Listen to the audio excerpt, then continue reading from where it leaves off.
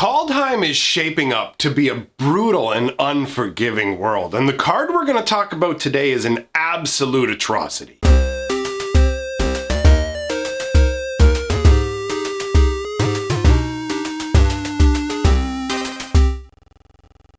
Greetings, owners of fine luxury cardboard rectangles. We are here today for another Kaldheim spoiler video. Now, this one's going to be somewhat different than the more recent spoiler videos I've been doing, because what I want to do is actually compare the same card to itself, because we have a very interesting scenario right now where in Standard we have a reprint in Kaldheim that actually already exists in Core Set 2021, and the difference between the two cards is stark, even though they do the exact same thing. So what I think we'll do is we'll actually start out with the 2021 card version first, and then we'll show you the Kaldheim version, which is even more evil than the first version we're going to look at. But the card we're talking about, which you may have already guessed, is Village Rites. So we're going to look at the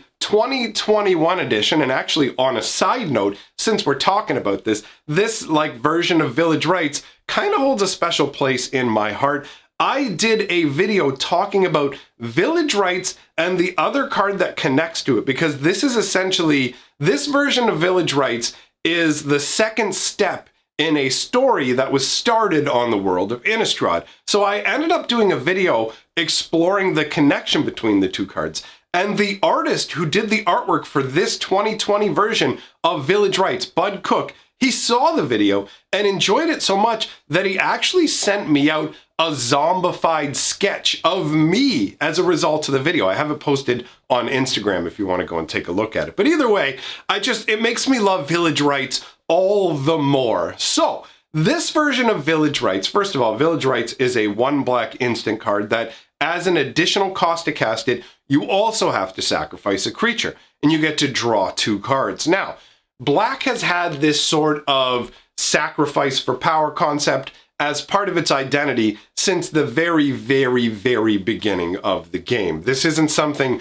newer to Black's color pie, or I should say Black's part of the color pie. It's not new to them at all. Black has always had the sacrificing either of creatures or life, things like that, to gain an advantage, and that makes perfect sense. There's different paths to power. Black wants to shortcut the path to power, but that involves turning to like demons and other dark forces, and those things clearly want their due. They will be paid in blood, whether it's yours or another's. So this Village Rites here, to just kind of trim it down, I'm not going to go over everything I said in the previous video about it. The idea behind this is a religious order now that originally started just as a group of cannibals trying to survive and get by, but then they kind of ritualized and codified the whole thing, and now they are a religion where they're basically they're feeding on other people, but they feed on their own. So the concept behind this one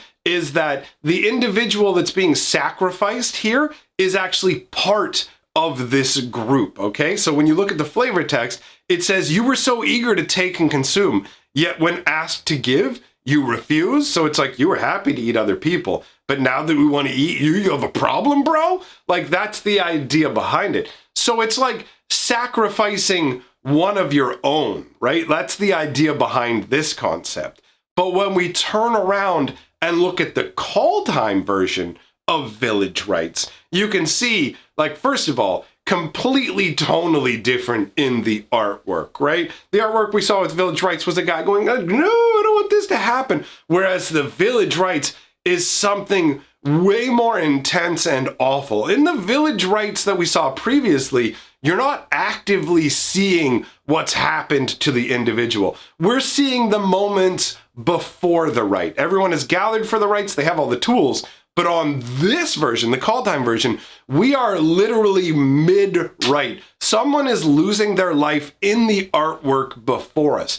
Absolutely intense. So, the flavor text on the card says, "The Skell raise scorn poles in conquered villages, cursed totems of wood and bone that sap survivors of physical strength and the will to fight back." So, the world of Kaldheim is divided up into multiple different clans. I mean, you have your humans, you have your elves or whatever, but the humans are codified into different clans based on different concepts, and they live roughly an organized, structured existence. But the Skell have rejected all of that. They live outside of the laws of mankind, essentially. They refuse to acknowledge the authority of the other clans. They're actually involved in some crazy stuff in Magic's history. Some of it, not Magic's history, sorry, I should say, Kaldheim's history, specifically involving a demon and the nonsense they got into. The flavor behind the Skell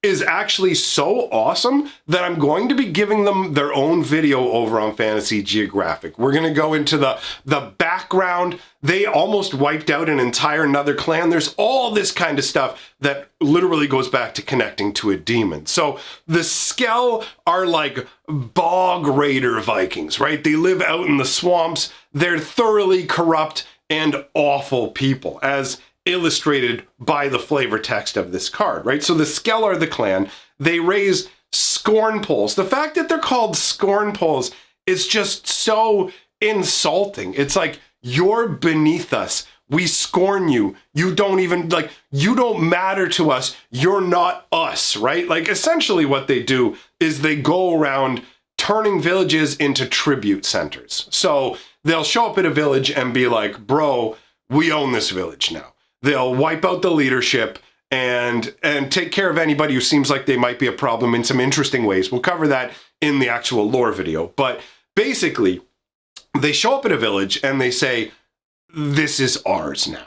And that village has to continue to provide tribute to the Skell. So instead of the Skell, like, working for what they have, they take it from others. Unlike all the other clans that are magically bound by a code of conduct, the Skell are essentially free to do what they want, partially because they live so far away from most of the civilized clans and things like that. They're able to get away with this. But they show up at a village and they take in, like, for these village rites here, with the one that we looked at before, that's one of their members being sacrificed. With this, even though it doesn't 100% actually fit the flavor of the card, they're coming into the village, taking somebody from that village and sacrificing them, right? So essentially, they're claiming that person, making them their own, and then sacrificing them if you need to figure out how to get there from the mechanics of the card. So instead of a part of their own group being sacrificed for the greater good of that group,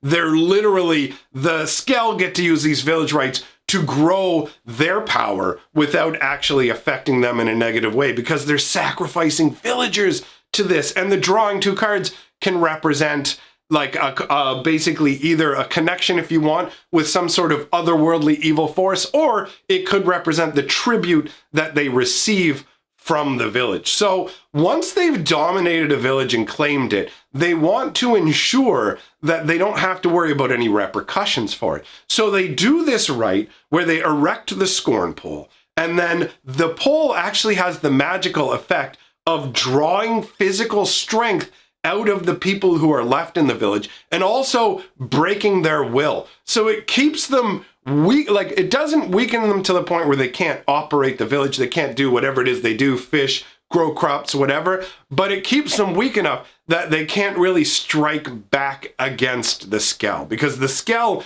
are very ruthless in terms of either you agree to serve them or you don't. And if you don't agree, they destroy the entire village. There's no middle ground with them. It's literally like our terms or get wrecked. And to create this sort of terror effect amongst the population, right? You erect these crazy carvings that are made out of wood and bone and have curse magic that emanates out of them into people. And the artwork is so intense. You see, like, they call them scorn poles, but there's all these parts coming off it. I guess you have the main pole and you've got like an animal skull up there. When they said the Kaldheim was going to be metal, honestly, this feels pretty metal. So you've got that like animal skull above with, I guess, the blood that's on it is probably how it gets cursed, right? Or maybe that's what connects this guy to it, because you can see they've carved runes into his chest. So he's basically been attached to this scorn pole. These runes have been carved into him, and you can see his head tossed back as his literal soul, the essence of what he is being pulled up out of him in like a black, smoky snake. That is incredibly intense, and the dark, like, red energy that's behind it, that crimson kind of feel that darkens into shadows up in the corner, this is intensely terrifying. This type of ritual would break the minds and spirits of people to begin with, and then the pull would remain there as a reminder, keeping them weak. It's so incredibly intense, man. I love the fact that you can take the exact same card and tell two completely different stories that fit into different worlds. That's fantastic. I love the depth of story that exists within Magic the Gathering. So I'm going to put a link up here to my lore channel where I just put out a video talking about Vorinclex. So if you want to know about Phyrexian Vorinclex on Kaldheim, go check that video out. You're going to want to be subscribed over there because very soon there's going to be a lore video dropping about the Skell, and we'll talk about how they were led by a demon, they're falling out with the other clans, all the awful stuff they get into because it's really flavorful. So head on over there, make sure you're subscribed so you don't miss out. Thanks for coming by, my friends. I'll see you next time